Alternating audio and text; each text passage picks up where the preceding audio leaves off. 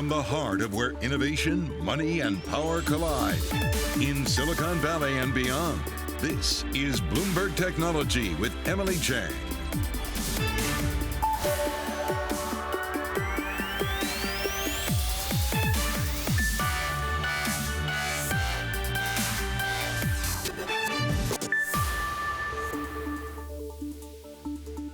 I'm Emily Chang in San Francisco, and this is Bloomberg Technology. Coming up in the next hour, a stomach-churning day for crypto investors. Bitcoin plummeting 31% in the morning, then rallying 33% in the afternoon. Multiple crypto exchanges reporting technical issues. We will have all of the action. Plus, a month ago, she predicted Bitcoin would go to $500,000. We're going to hear what Cathie Wood's thinking now. Plus, insight from Nick Carter, who runs the crypto data provider Coinmetrics, which counts Goldman Sachs among its investors. And AMD is one of the biggest tech turnaround stories of our time. Under CEO Lisa Su, the company's market value is now more than $90 billion, up from just over $2 billion at the end of 2014. We'll bring you my latest Bloomberg Studio 1.0 with Lisa Su about the company's comeback and the road out of the chip shortage.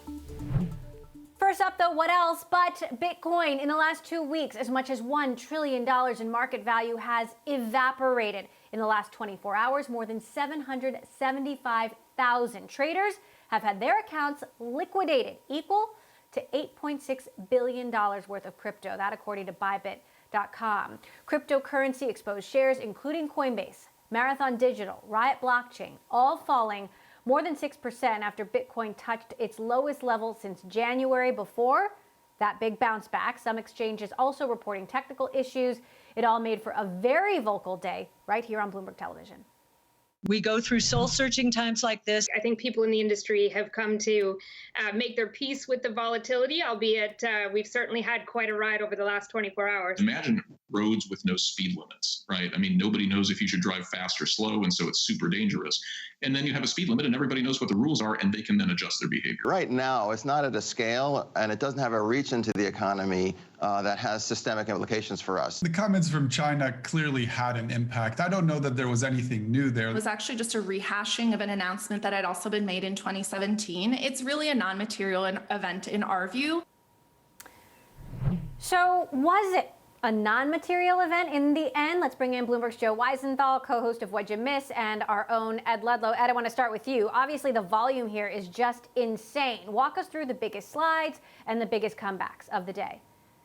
Yeah, so the biggest move in terms of volatility was Bitcoin, a drop of in excess of 30%, a rebound in excess of 30%. And in that rebound, what we saw is basically the cult of celebrity and big name investors coming out in force. With every tweet, every public appearance, there seemed to be confidence coming back into Bitcoin. It was really interesting because if you look at other cryptocurrencies that were also declining, they didn't experience the same rebound that Bitcoin did. And the other thing to note is that this was a kind of off day risk assets moving in correlation with Bitcoin, which is something that's been really hard to understand in recent months. We had a pretty heavy drop at the equity market open, and then a drop later on the day, which was closely tied to Fed minutes. But in other words, investors looking at cryptocurrencies, as your guests pointed out in that sequence of comments there, a lot going on in terms of the commentary, some of it Elon Musk, but also China, the People's Bank of China, the central bank, saying institutions should not allow cryptocurrencies as legitimate forms of payment.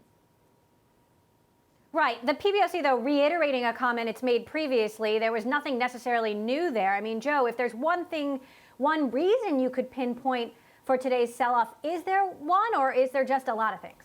No, I think people should always be skeptical when it comes to crypto of telling too neat of a story between some news event and some move. I mean, first of all, this is crypto, so we have times like this all the time, and these drawdowns are really large.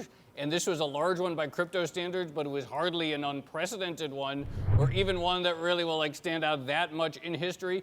You see that chart there? The chart's been kind of weak. I think it's lost momentum. It was even below where it was back in February. It's been going sideways for a few months. You saw the rise of altcoins and people in this space. A lot of them are adrenaline junkies. They're volatility junkies. People looking for their fix elsewhere on the further reaches of the crypto spectrum. And so, you saw so much hype in the last few days. I mean, I was sort of transfixed by Dave Portnoy saying he was going to get into a coin, and he said if it's a Ponzi scheme, he wants to get in on the ground floor. When that is the mentality, when there's that much just sort of pure nihilistic speculating and gambling, eventually you're going to have bust-ups. And when you have this fast of a run-up, you have people sitting on real money. There's people who've made real money, life-changing money on Dogecoin. And eventually, if you're sitting on life-changing amounts of money in Dogecoin, you're like, maybe I should sell a little bit. And then you get days like this. It's interesting as well to look at investor psychology towards other asset classes, right, Joe? See Tesla stock under real pressure, its lowest level now since November. And, a lot of that was around the data we got from China. New car registrations for Tesla in China really slowed down in April. But there's clearly some attention as well on Tesla's Bitcoin holdings and what Elon Musk and master of coins, Zach Kirkhorn, are or are not doing. You see there on your screen, Elon Musk took to Twitter. Tesla has diamond hands. In other words, that's the meme stock, Twitter, online chat for holding on to a particular asset class, in this case, cryptocurrency. And, that's the other thing that we're trying to deduce. Joe, I got to ask you, I mean, you called Elon Musk the shoe shine kid in your column today, and I would love for you to elaborate on that metaphor. Well, in traditional markets, the way it works is big-time investors on Wall Street trade something and it filters out, and suddenly when the shoe shine boy is talking about it, that's seen as a top. Crypto started with someone who's anonymous. It got hot on Reddit and other places. And then you had the richest man in the entire world at the time, now third, sort of wrap his identity in Bitcoin back in February. And so in a way, it really has gone in the opposite direction. You could make an argument that by the time Wall Street, every day some new bank is rolling out some new product to offer Bitcoin exposure to its clients, that maybe in a crypto world, that's the proverbial shoe shine boy. All right, Joe, hang on a sec. I want to continue this conversation. Ed, thanks so much for your input there. I also want to bring in Nick Carter, Castle Island Ventures founding partner, founder and chair of Coinmetrics, a crypto data provider. Nick, what's your read on this? I mean, are we just going to be subjected to this volatility for the long term, or is this a matter of some comments that were made by Elon Musk and the People's Bank of China just coming together at once and having a sort of explosive impact? Yeah, the volatility seems to be an endemic feature of the asset class, frankly. When you look at Bitcoin, it has a capped supply, so you don't have this moderation of supply in response to demand. So you are always going to get that volatility. With Bitcoin, with the remainder of the asset class, people are discounting technological innovation, future adoption trends out into the future, and that is reflected in the price today, and those expectations are extremely volatile and mercurial. So we don't have, stable models to value the bulk of these crypto assets. And so the volatility is a feature of that rapid revaluation of sort of future adoption trends. With Elon, it's certainly been a wild ride. Ostensibly he's been on Team Bitcoin, but then of course coming out and saying things that are very critical. And so, I think people, are really spooked by that. And that's certainly part of the reason the market has the jitters, but, certainly not the sole reason. So, Nick, there are certain permanent aspects of crypto, of Bitcoin and the cycle. The volatility is here to stay, doesn't seem to be going away. Another phenomenon seems to be that as the price goes up a lot, suddenly the industry starts creating and shilling various altcoins and saying, like Bitcoin, buy Ethereum, like Ethereum, buy Ripple, like buy Ripple, buy Dogecoin. How much does that natural effect, this sort of impulse on the part of people in the space to offer up a new coin a day for people to sell, sort of have the effect, in your view, of eventually sort of sapping price momentum overall? Yeah, that's a very astute point, Joe. I very much agree that supply response that comes, it's extrinsic to Bitcoin. We see the creation of duplicates and alternatives and competitors the same way that you can imagine, Nikola stock absorbed some of the demand for Tesla, for instance. Yeah. That's totally a feature of the asset class. It's definitely one of the ironies that, of course, Bitcoin's supply is perfectly inelastic, but the supply of sort of Bitcoin substitutes is not. And I expect that to always be the case. I mean, in this stage of sort of the economic cycle, there's always going to be entrepreneurs creating alternatives, catering to that market for new, sort of Bitcoin alternatives and things like that. So that's always been the case in the industry since around 2011, and I don't see it stopping anytime soon. So, Nick, what factors do you expect to see driving either the next rally or the next slide? Because, we're still waiting for the Biden administration to make some decisions about how it's going to regulate cryptocurrency, and we don't know what direction they're going to take. That's right. I think administrative regulatory factors are actually really key here and potentially underappreciated in the markets. We're already hearing rumblings from the Office of the Comptroller of the Currency that they are potentially revisiting some of those favorable rulings that Brian Brooks put in place with regards to banks being able to custody crypto. It's possible we get a new comptroller that is much more hostile to the industry and unwind some of those favorable moves. I think the SEC has the potential to be much more activist and much more direct in its engagement. A lot of crypto folks hope and expect that the SEC will be very accommodating, but there's no guarantee that that will be the case. Certainly there's, just as many tokens as there were in 2017, just as many new issuances of, some potentially questionable tokens, frankly. I expect the Gensler SEC to have a view on that. And so those regulatory, moves might well pose headwinds here. At the end of the day, I think the key megatrend here is, of course, the macroeconomic environment, whether we get, whether inflation is just transitory or if it is more sustained, whether we get things like yield curve control, right, and, monetary repression here. Nick, real quickly, we just have a second. Is that a clock showing the Russian time zone on your shelf behind you? That's a deep inside joke on Bitcoin Twitter, Joe. But yes, that clock does show the price of Bitcoin, of course. Not looking too good today. Got it. But Nick, you got to tell us the inside joke for those who don't get it. Let me see. I don't know if I have enough time to go into depth. When Jack Dorsey appeared in front of Congress, he had the price of Bitcoin, the price of Satoshis on a block clock like this behind him.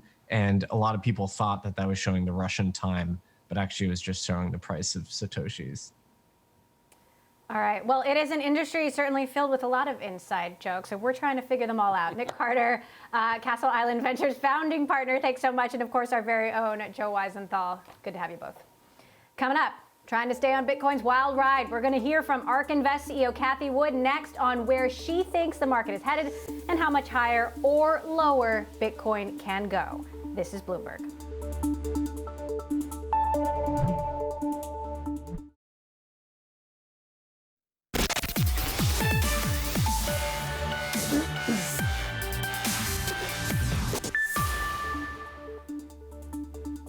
When price swings lead to investor mood swings, we're of course talking about Bitcoin. Bitcoin plunging more than 30% in the morning, only to rocket back in the afternoon.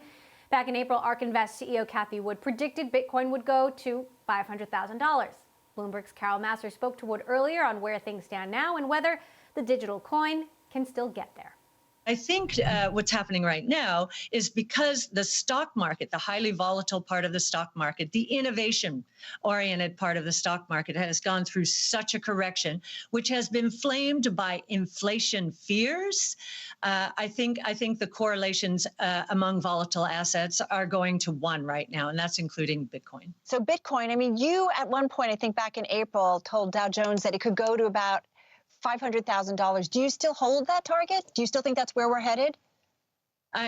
We do. I do. Yassine El-Mandra is our crypto analyst, and we go through soul-searching times like this and scrape the models. And yes, our conviction is as high. The one thing that has changed here, however, is the environmental concerns around Bitcoin in particular have caused people like Elon Musk to pull away and say, whoa, let me make sure I understand this.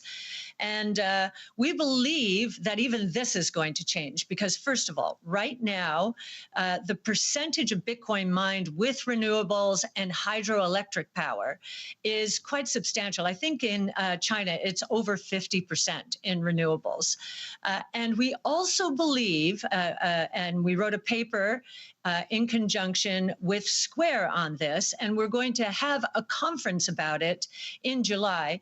We believe that Bitcoin mining integrated into the distributed grid, and by that I mean solar roofs, power walls in homes, utilities, merchant power producers, starting to include Bitcoin mining in the ecosystem. Why would they do that?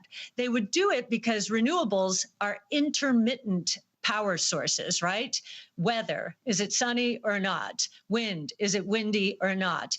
And Bitcoin mining could take off if there's excess energy from solar being loaded into power walls, it can be offloaded into Bitcoin mining, and the whole ecosystem, therefore, becomes much more economic. If this happens, we believe that the adoption of solar is going to accelerate dramatically because there's another profit center associated with it, Bitcoin mining. Well, what happens though in the meantime? So here we are at 35,000, Kathy. Do you think we go much lower from here? You never know how low is low when a market gets very emotional. A lot of traders see Bitcoin dropping below the 200-day moving average, which was at 40,000. So traders, once that happened, they just dump. Some just dump and run. I think we're in a capitulation phase. Yassine has a dashboard. We were looking at all the indicators this morning. They are all suggesting that we are in the capitulation phase, which is a really great time to buy, no matter what the asset is. A capitulation phase is buy. It's on sale. Now, am I saying 35,000 is the low? You know, if traders, and there are a lot of speculators in Bitcoin, if they are running for the hills just because Bitcoin has broken through a moving average that is important to them, it could continue. But all of our indicators are saying this is capitulation right now. Do you have a low point on your model for Bitcoin?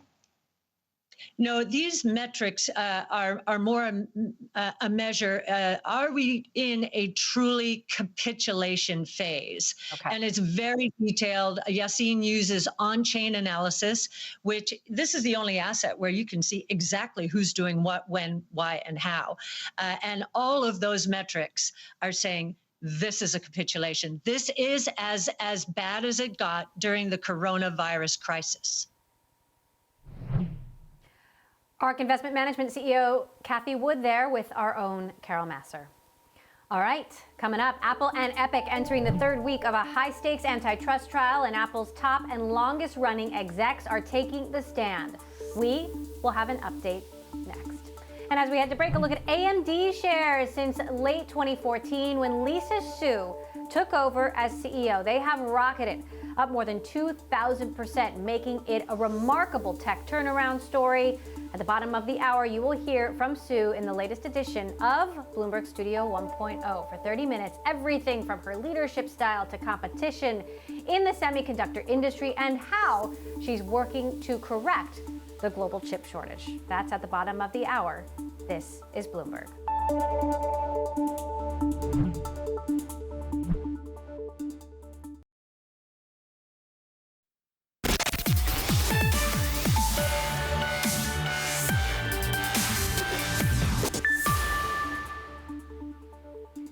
To the ongoing historic antitrust trial between Apple and Epic Games, where Epic is accusing Apple of acting like a monopoly when it comes to the App Store.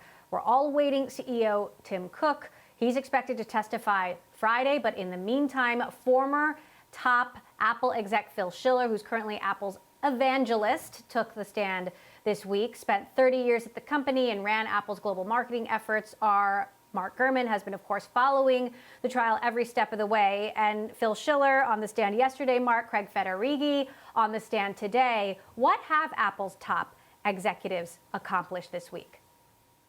Yeah, I mean, yesterday, Phil Schiller did a very good job of deflecting criticism from Epic's lawyers. He handled a lot of the questioning very well.